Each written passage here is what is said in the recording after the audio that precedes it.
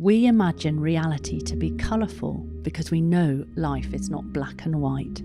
Colour illuminates the path by providing a map of consciousness through energising us so we can experience the unseen world and embody all of who we are becoming. Here we go, episode 4 of our podcast, Colourful Conversations. And I'm really delighted and excited today to be introducing Kevin Vincent. Kevin is the National Director of the Transport Design Centre at Coventry University. And he has 30 years of product and business development in the private and the public sector with specific expertise in Europe and nationally funded collaborative research and development projects. Now, he spent 5 years consulting on structural design for Chrysler, for Ford and General Motors. And I think we're going to have a really productive and interesting conversation today around how colour plays a part in design. So, Kevin, lovely to see you. And tell us a little bit more about how you got into this space in the first place.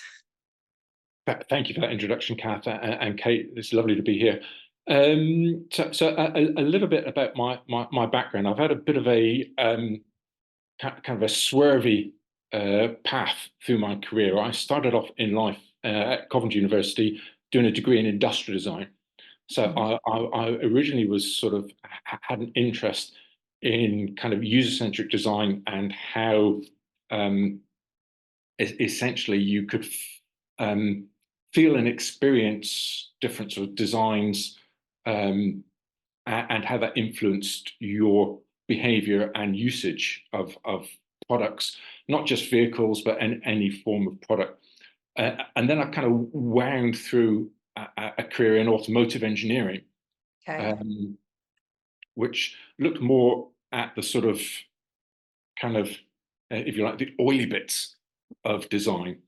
When I came back to the UK after a stint in Detroit, as you mentioned, I've got more into research. So rather than doing kind of research and development with a sort of small R and a big D, I now do more sort of research development with a big R and a small d.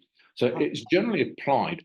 But about 6 years ago, with colleagues, we worked to set up the National Transport Design Centre at Coventry University, which was a initiative to help businesses understand how they could be more competitive in producing products, getting to market quicker, and making sort of transport and design more accessible for sort of a wider range of users.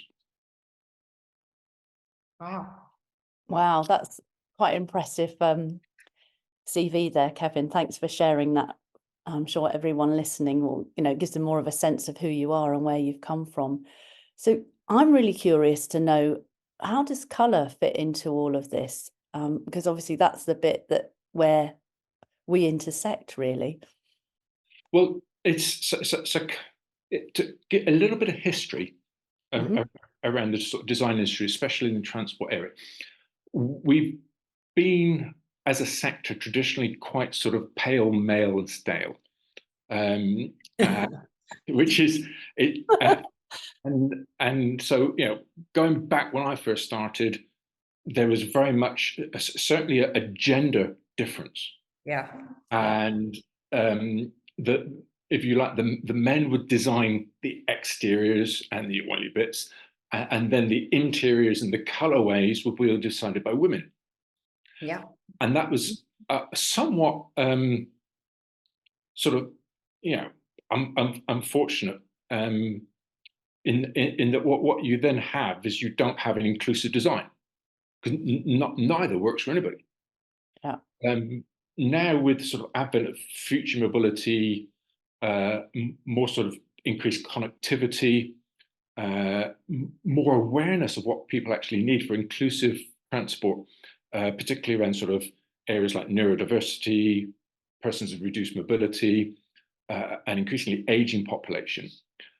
We're at kind of an inflection point where we need to pull through a more diverse skills sector, both sort of gender diverse, diverse, in order to create solutions that work better.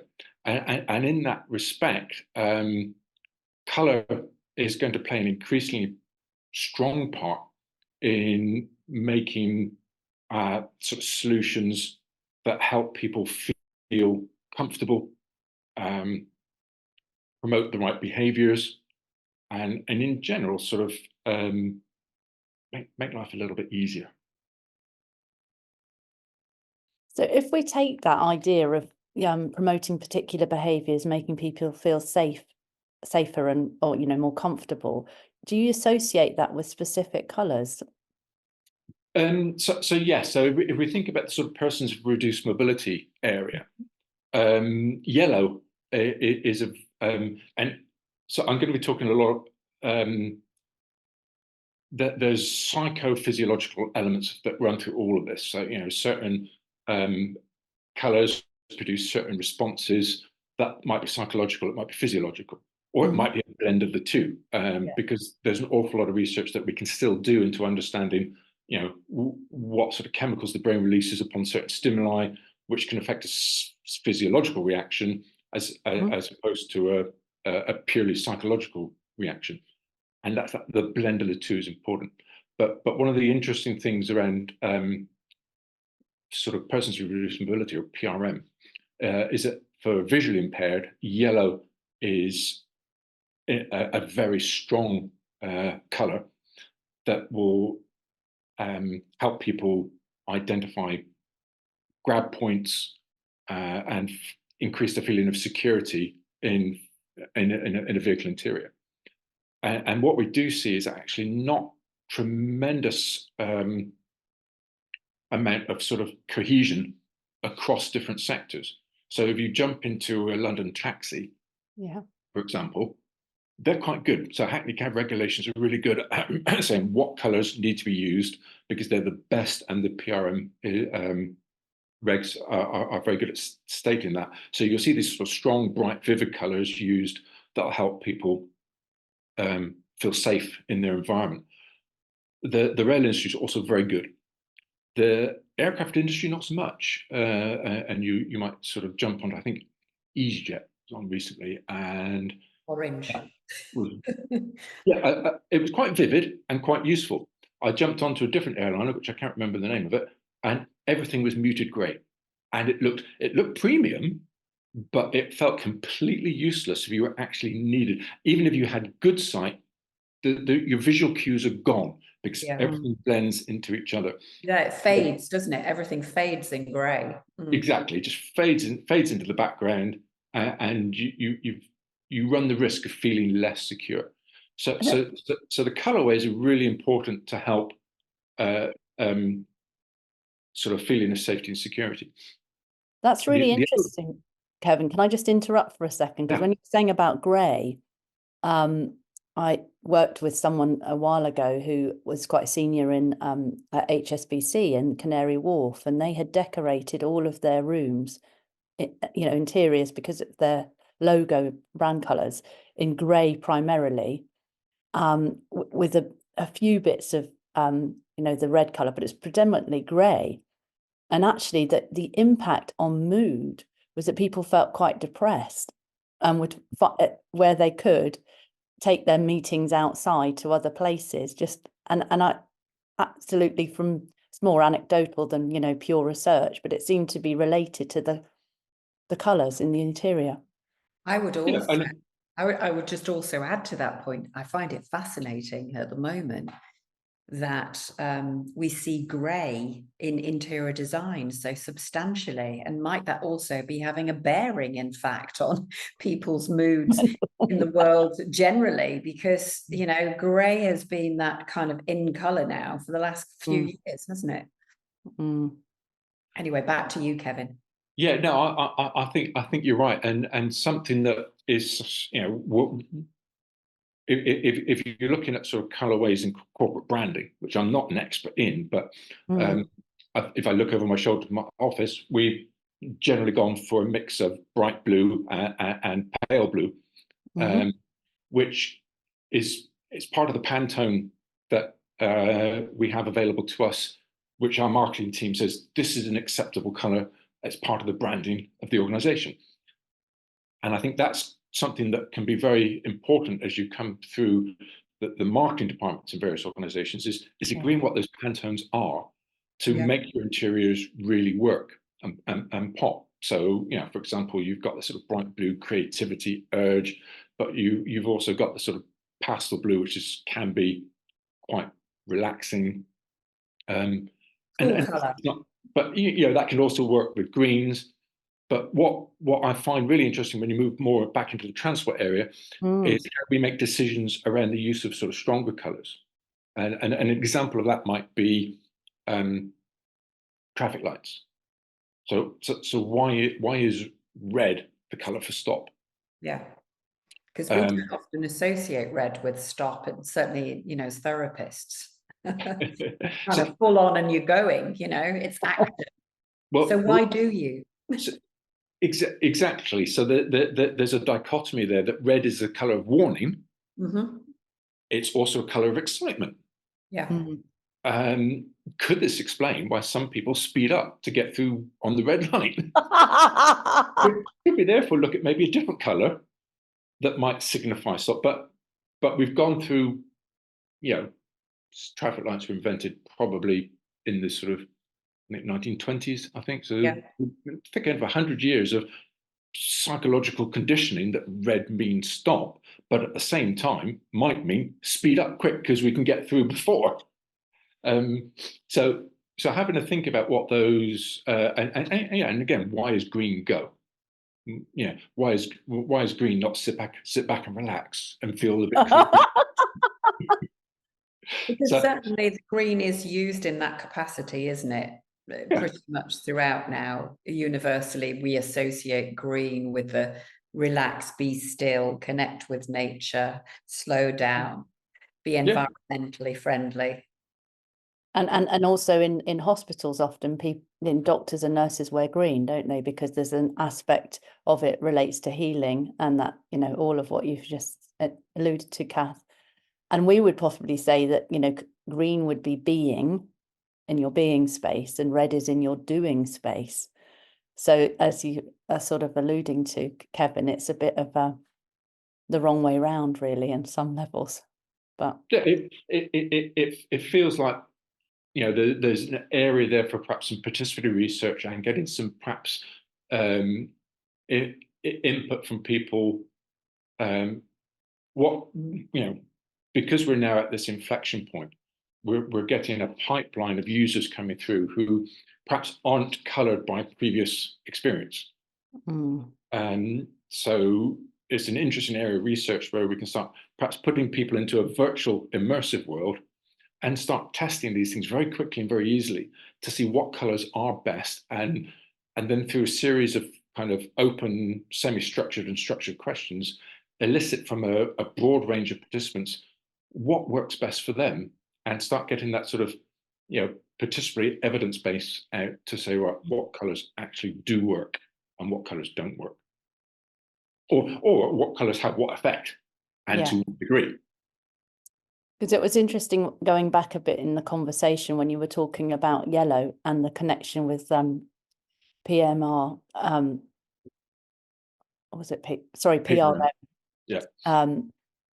In that, because we would always say that yellow is linked to, on one level, to mental health and well-being. And if you look at kind of all the advertising around mental health and well-being, you know, usually they have yellow t-shirts on and stuff like that. So there's another connection there.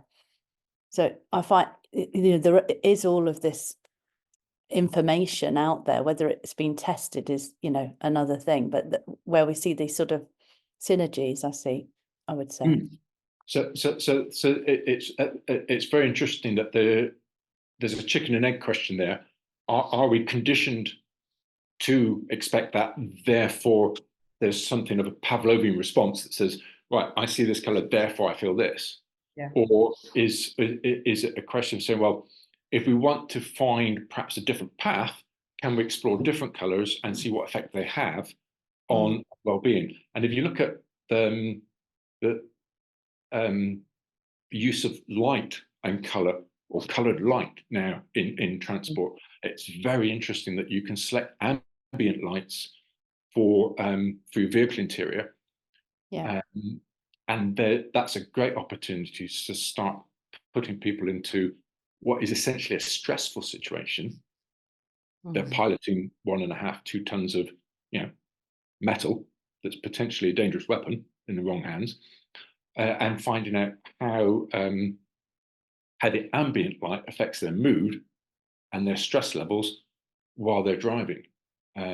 So what you don't want to do then is for an ill-informed design to come and put the wrong colors in your ambient light, which has the negative effect on the user. Yeah, of course. What's some of the most exciting projects you've kind of been involved with when you've been looking at research into this area? I think the most exciting actually is we've got a project at the moment, a deployment project, where we're going to deploy self-driving vehicles in Coventry and Birmingham. Oh my God. And so there's lots and lots in there that's sort of safety related, cybersecurity related, and making that safety case to totally remove the operator from the vehicle is a challenge.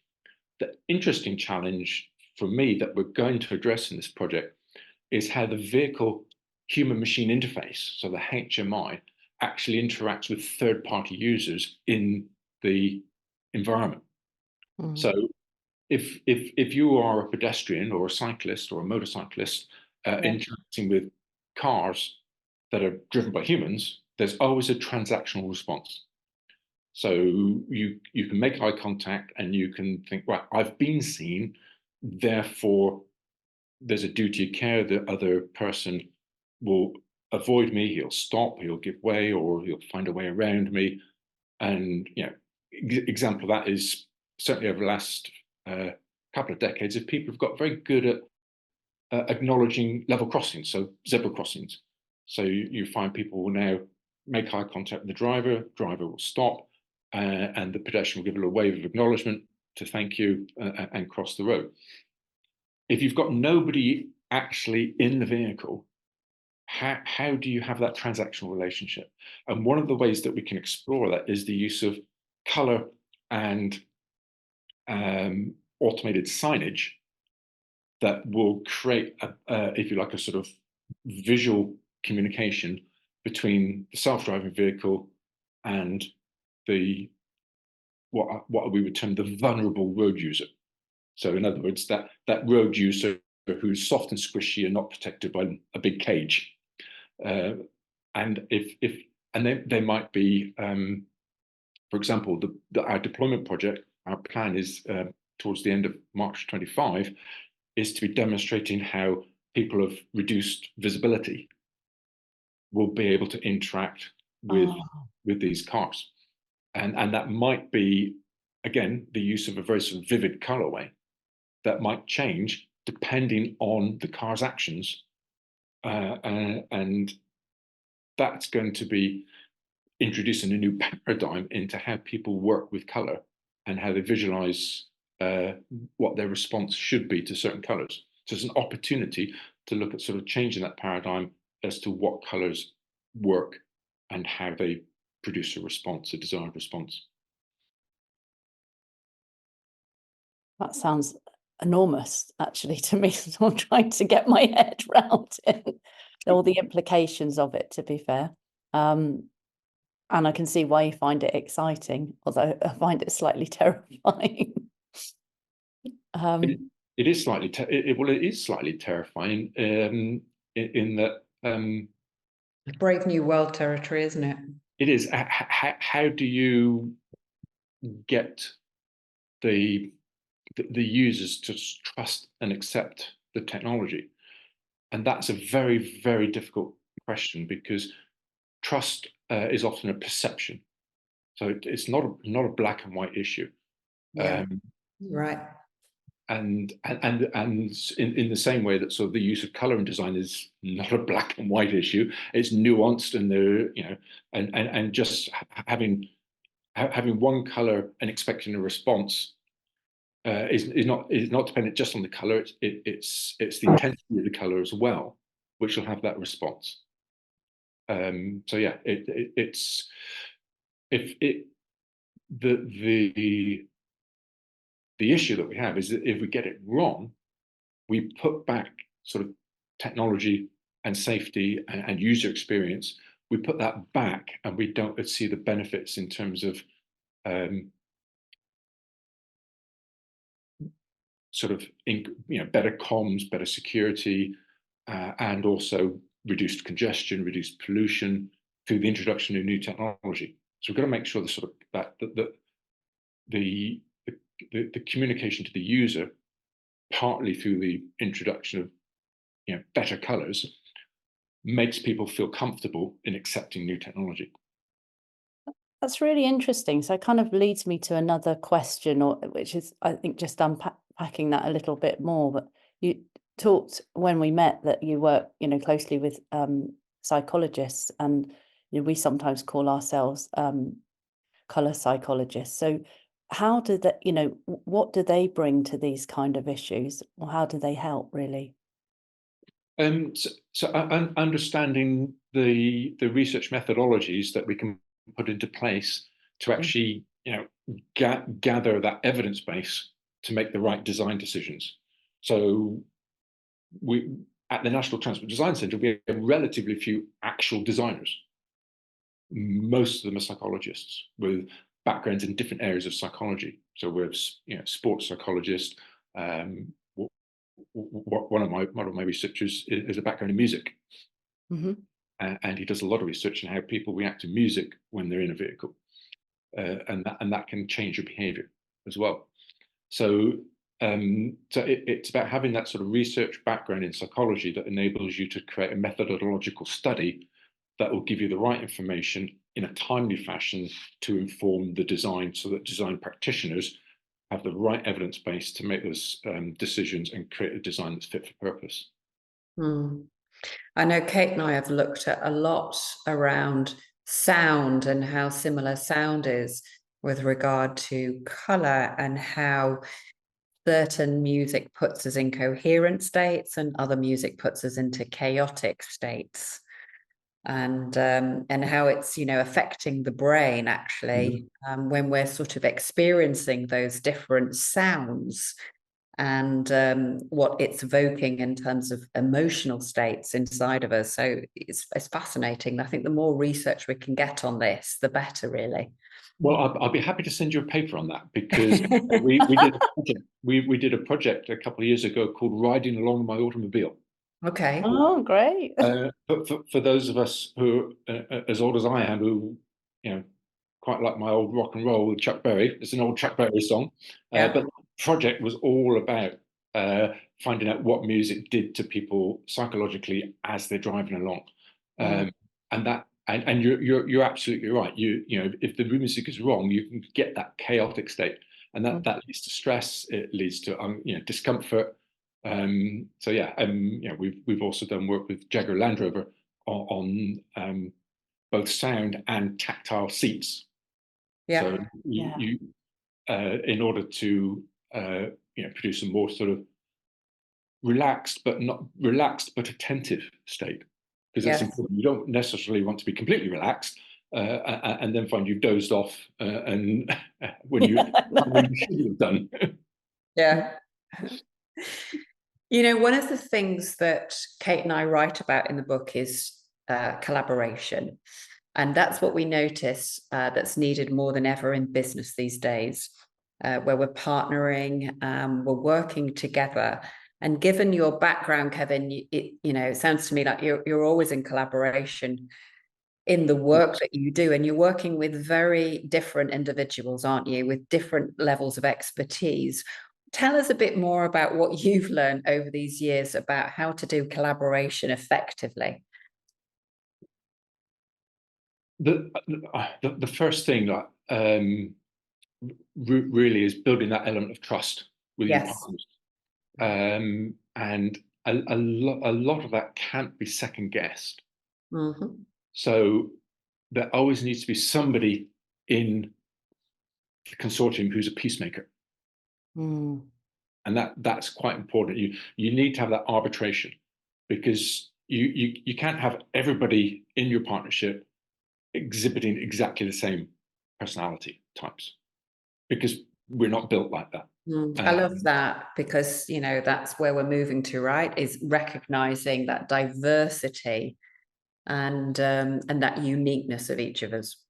Yeah, and you need to. I had a quarterly research review yesterday on one of our large projects, and we had government officials in the room, we had industrial partners, we had academic partners, and it was a fantastic meeting, because we're all used to each other. We've been working together for about a year. Some of us work in other collaborative projects outside of that, and because we've built that element of trust, there's a lightness of touch to how we work together.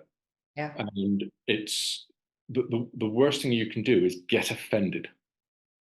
And I'm not talking about being thick-skinned. I'm saying, like, you just have to, you have to be more like a duck. You have to, if something happens, let it flow off you, because it's likely not intended. And I think that's one of the advantages of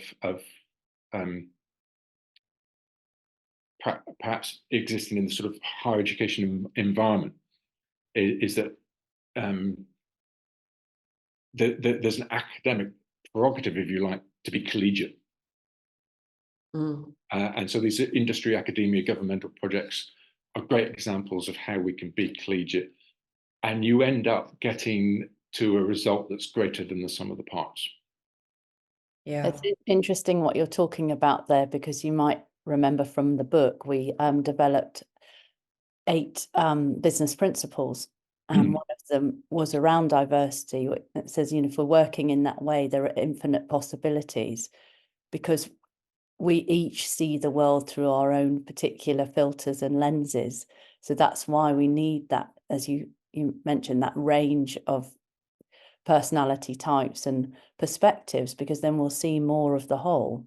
Because I think a lot of life is a bit like the iceberg, we see the sort of tip, and then that's where people start making the assumptions and interpretations, but there's much more going on underneath the surface. And so it's, as you say, that key of not taking anything personally, really. And I think the tricky challenge there is when you're building a team, particularly if you've got to do recruitment, is using some of this data to actually perhaps inform what types of people you're looking to recruit, and who might be the best fit. And don't want to go into it here and now, but there's lots of tools over the years that have been developed. Personality grids. I've always struggled with those, because if I try and put myself in pigeonholing them, I can't. I always end up somewhere in the middle. They try and box you too much, don't they? That's the thing. They're too almost simplistic. They do. Is it Myers-Briggs one? There's the Myers-Briggs, and DISC. I hate it. I find it almost impossible to do, and don't like trying to pigeonhole other people in, because they might just have got out of bed the wrong way. But there's also an interesting piece of research, which again I think we mentioned in the book, Kate, didn't we? Benziger actually started to unpick the whole Myers-Briggs profiling tool, and actually there's evidence to suggest that actually we, because of our conditioning, we will respond in those questionnaires in a way that we expect our environments to want us to be, as opposed to who we are naturally. There's that social bias, isn't there, which I think, and all of that. So it's partly why, there's lots of reasons really, but why we talk about colour so much, and we, Colourful Boardrooms, it talks about different types of colours and leaders, because there's this for us an understanding, exactly as you're saying, that there isn't, one size fit all approach. And most of these, Myers-Briggs is slightly different because there are 16 personality types, but often with these sort of profiling tools, it's a 2x2 matrix, and none of us are 2x2 matrices. We're much more complex than that. So I think what we need to do, if we look at sort of as your book sort of outlines the sort of color personality types, is recognize that those are fluid. Yeah. And they can change dependent on circumstance, nuance, and context. And if almost, if you're going through a selection process, and it's not my area of expertise, so I might be a little bit next here, but my feeling, my intuition is that if you find the right person who perhaps exhibits multiple traits from associated with different colors, then you might get the more well-rounded person, but you still got that diversity and capability. I think though, I mean, I agree with you to an extent, in that, we don't want to get, as we said, pigeonholed or boxed in. And I think people are different. So some people are perhaps more fixed, so not that we're talking about astrology, but there are different, in that if you look at that, you have different signs. So some people are more, you can go, oh, they're more like this. And then there are others that have a greater degree of flexibility and can move across, a number of different colors. But we would also talk about it energetically from that as you increase your awareness and your intuitive intelligence, then you can access more. So it's almost like spiral dynamics, which is quite a well-known organizational development tool. You can access all the ones before where you're up to, including the one you're at, so that depends where we are on that sort of level of evolvement, if you like, really. And so in the book, as you probably noticed, we talked about the fundamental colors in Colourful Boardrooms, so the sort of basic building blocks. And then you had the transitionals, where the language gets a bit more esoteric because they're harder to pin down. So I think, so I always notice when people come to see me, I don't know if you have the same, Kath, it might be different for you, but at the beginning, often they're going to pick the more, the brighter colors, the sort of what I'd almost call the lower vibrational colors, and they go more into those higher vibrational colors as they shift, and therefore they can allow more in. Yes, I think that's true. Most definitely. And I think it's again not being drawn to the pretty ones, but actually looking at sometimes those darker colors, because that's taking us into what we would define as shadow territory, right? Of the aspects of the personality and the deeper self we'd rather want to avoid or ignore. And when we're ready to look at all of that, then I think, back to Kevin's point around collaboration, we can open up more to trust, because we start to see that actually we're living in an environment that's essentially here for us. And there's, we open more, don't we, to possibility. And what's interesting about that, Kath, which we didn't really get a chance to say at the time when you were talking about that, Kevin, for us, collaboration is linked to what we would sort of talk about as feminine power or feminine leadership. And there's an aspect of olive green. So when we were talking about it in the book, and there's an element which we were sort of going around the edges, I felt, Kevin, but what I wanted to say, which I think sits within this, that in the heart of olive green, because if we think about it from a color perspective, olive green is made up of yellow, which we would link to your power center, your solar plexus chakra, and green, which in the sense, as we talk about in the book, is the bridge, because it's between the sort of 3 lower colors and the 3 higher colors, but it represents the heart. So it's love and power together.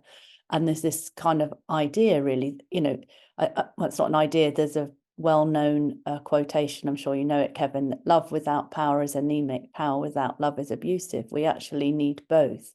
And that takes us to, in the practical terms, in the workplace, I think when we're really resonating that frequency, it allows us to manage conflict, because we stay in our center and we can see, well, it is both this and both that. So as sort of systems workers, as we are, so working systemically, it's that, well, it doesn't matter what somebody says. I might not agree with them, but there's at least 2% truth in what they're actually sharing with us. That's interesting. So from my background, I think what I'd be looking to kind of bring to that is, well, how do you evidence that response? And one of the one of the techniques that we use is functional near-infrared spectroscopy, which is essentially is looking at what parts of the brain fire off in response to certain stimuli. Mhm. And it's quite a relatively well, it's non-invasive. It uses light waves and a skull cap, so you do look quite funny, and I wouldn't recommend running around in it. What we do is we will immerse people in situations, scenarios, and so thinking about what you're saying about sort of this the power of colors and is it would be nice to try and create an experiment where we could actually track which parts of the brain fire off Mhm. and correlate what those centers actually mean. It's not an exact science because you'd actually want to get into the chemical and hormone producing elements of that, which is really beyond what we can do in terms of ethically with a design project. That's really getting into more of a sort of medical area, but certainly using functional near-infrared spectroscopy, it'd be very interesting to see what colors initiate what responses. And then you could correlate that with how the brain fires off with some semi-structured and structured questions to map those responses to what we're seeing in what lights up in the brain centers. Mm.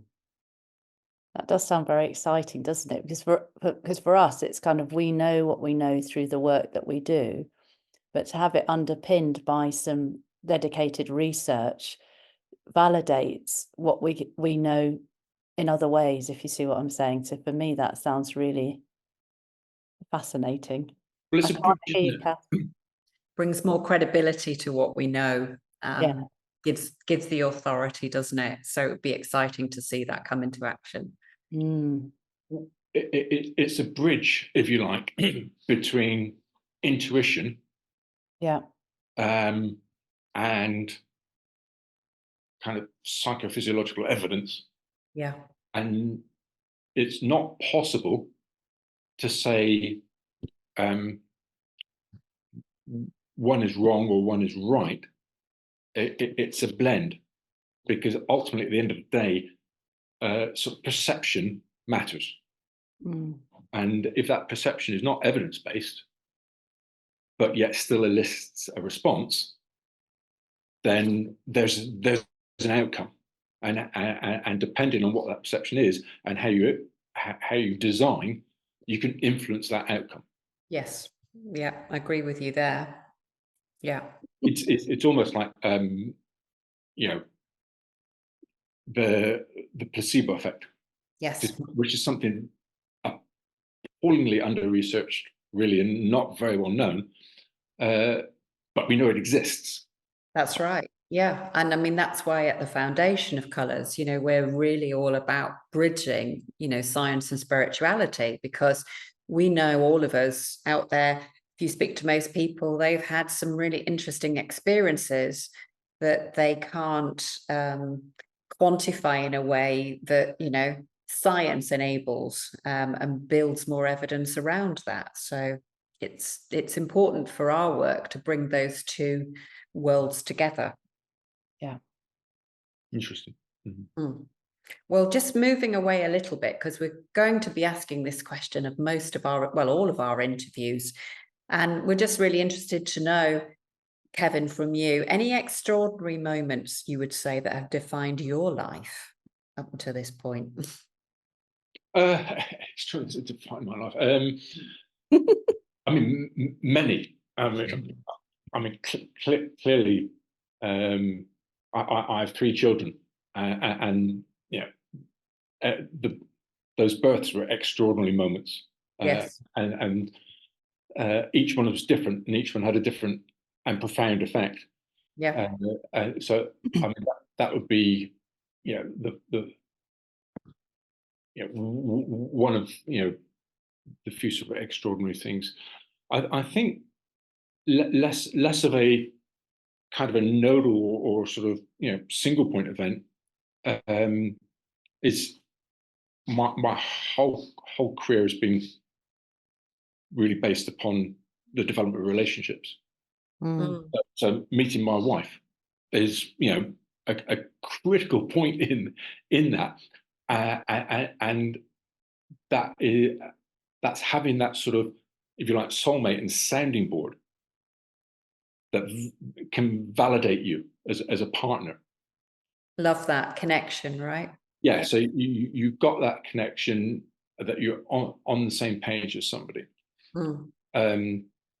Once you understand how that feels, then you can recognize it in the future elsewhere. Absolutely. Yeah. And it's so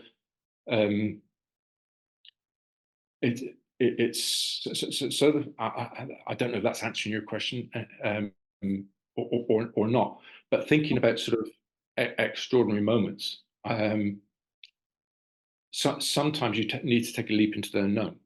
So I was relatively young when my wife and I, Mary, we moved to Detroit. So we were still in our 20s. Wow. And I look back now, my eldest son is 30. Okay. So all of a sudden I will like wind back and think, well, actually, what we didn't know it at the time, but we took a big leap into the unknown. Yeah. You're following your intuition, were you? A combination of things, Kat, to be honest, because we always had a desire to travel and take risks. Yeah. And possibly, we've seen some interesting portions of our life as a family unit. My wife and I are natural risk takers. Yeah. I'm slightly less. I'm slightly more risk adverse. Yeah. But I won't say no. Yeah. Well, she's an entrepreneur, isn't she? She is an entrepreneur. She does. Exactly. Yeah. Goes with the territory, doesn't it, Kath? It does. So when you take those risks, you find that again you get those sort of inflection points in your life, which suddenly something changes. Yeah. And that That's when the magic opens up, Kevin. it's how suddenly you see a different path. You do. You do. I relate to that. Yeah. So I'm laughing, Kevin, of slightly off message because you wouldn't know this, but we have an essence. So that's like a spritzer, which is a light olive green. So almost like my scarf color, and it's called Magic. Oh, okay. You're just expressing it now so beautifully. And actually, it's a lovely way you answered that question, because I think it really pulls together everything we're really trying to share on this podcast, which is without unity, and we have to unify in order to see unity, to really have collaboration work to its full effect. And you've kind of just summarized that so wonderfully for us, so thank you for that. So I wanted to ask you, Kevin, and again it's another question we want to ask everyone really, is as you look out into the world, what new story do you see unfolding?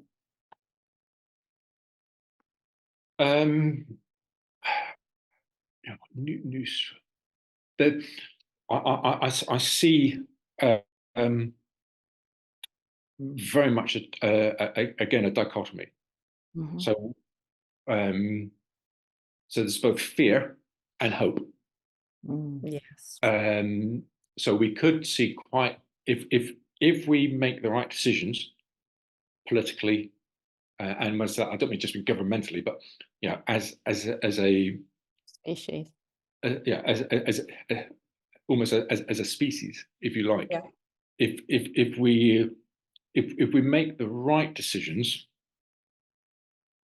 for the right reasons, ethically, with a view to our progeny having a world that they can live in, Mm. then we've got the opportunity for quite a utopian future. Now, I can remember back in school, we used to do our sort of social and health education lessons, and this is before computers. And I can remember being told that, when I got to the age I am now, we'd have a paperless society, computers and robots would do all the work, and we'd have more leisure time than we can shake a stick at. Mm. What went wrong there? Mm. Most of us working 7 days a Got a week. bit of work to do, haven't we? Well, yeah. So, but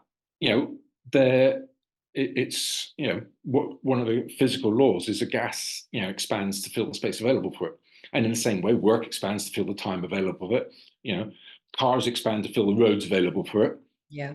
That's the way of the world.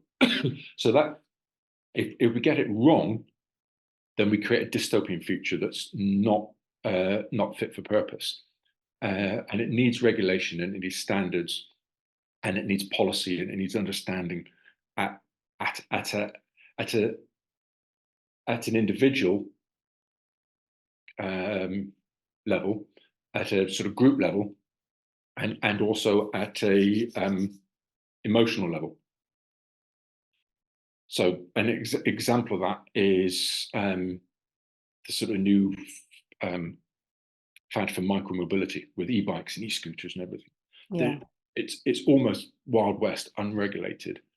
Yet if it was done right, it would be an amazing opportunity for inclusivity and creating the sort of 15-minute cities and communities that would bring people together if we had the right policy. At the moment, we don't, because we've got this sort of division in society between those who fear and those who don't.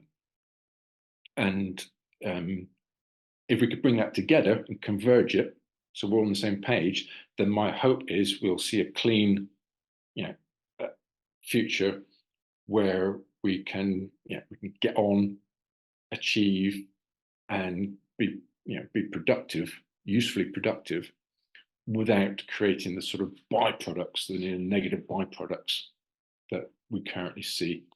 Mm.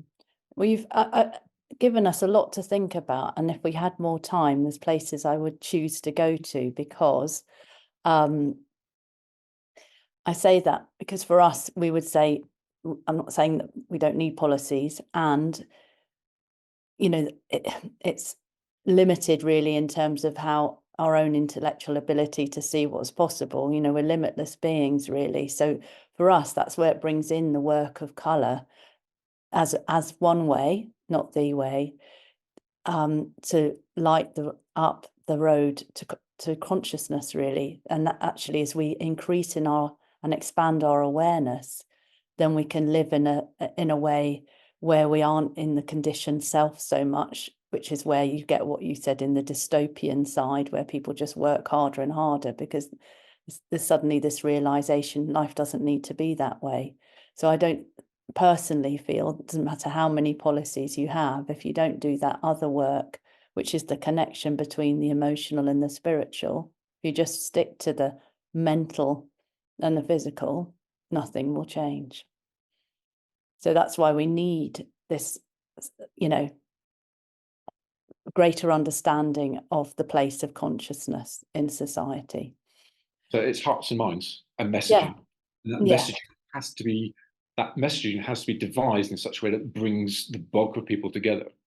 That's right, which is, comes back to what Kath was saying earlier about the work of the foundation bringing science and spirituality together.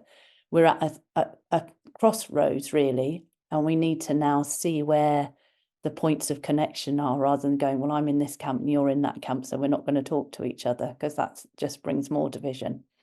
Anyway, it's been an absolute delight to spend this time with you, Kevin. So as we come to an end, if people want to find out more about the work of the National Transport Design Centre, or want to contact you about anything that you're doing, what's the best way for them to get hold of you? And is there anything you would like to leave a message or anything for our community? So very easy to get hold of me. You can go online and using your favorite web browser search engine, just type in the National Transport Design Centre, it'll take to our university web pages, and my contact details are there on our front page. So that's very, very easy to get to me. And as a parting sort of shot, I think well, I think you actually sort of summed it up, Kate, quite nicely. But it's remain open to the possibilities. Yeah. Don't close your mind. There's it's if you remain open, then you vastly increase the realm of things that are possible to achieve. A lovely note to end on. Thank you for your time, Kevin. You're most welcome. It's my pleasure. Thank you, Kath. Thank you, Kate. Lovely to talk. Thanks. Magic happens in any given moment. All it takes is us to be aware and present and open to what wants to unfold. Our intention is always to enable you to see more, perceive more, and be more.